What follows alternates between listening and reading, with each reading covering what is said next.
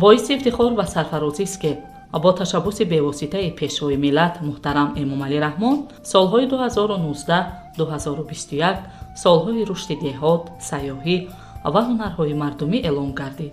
با این وسیله تاریخ فرهنگ ملی و هنرهای قدیمی مردمی امان باز بیشتر و خوبتر آموخته می شود و برای احیای آنها شرایط مساعد فراهم می آید. در حقیقت در زمان بسیار حساس و جهانی شوی و برخورد با شدت تمدن‌ها، احیا و از نو زنده گردانیدن هنرهای قدیمی از خاطره‌ها فراموش گشته، تدبیر دوراندیشانه، عاقلانه و سری‌وقتی است که از جانب پیشوای ملت راه اندازی شده ایستاده است. این عمل از یک جانب اگر به حفظ و نگهداشت عنعنه و سنت‌های قدیمی مردمی مساعدت کند، از جانب دیگر هنرهای قدیمی مردمی تاجیک را به جهانیان همچون ملتی صاحب تمدن و صاحب تاریخ و فرهنگ قدیمی معرفی می نماید. تبری از مواد آثارخانه ها برمی آید هنرهای قدیمی مردم تاجیک سرچشمه های معتمد تاریخی داشته. هنرمندان از قدیم الایام طلبات و احتیاجات مردم را قانع می گردانیدند. هنرهای مردمی نوعهای گوناگون داشته.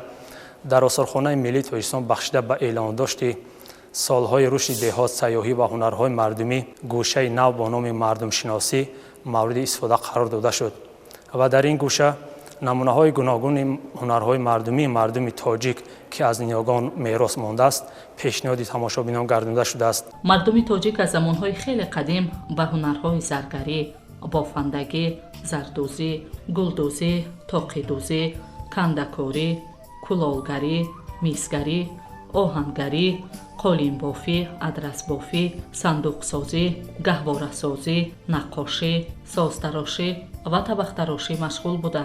با نمونه های والای آنها مشهوری جهان گشته بودند. هنرهای مردمی یک جزء مهم فرهنگ و تمدن خلق تاجیک بوده.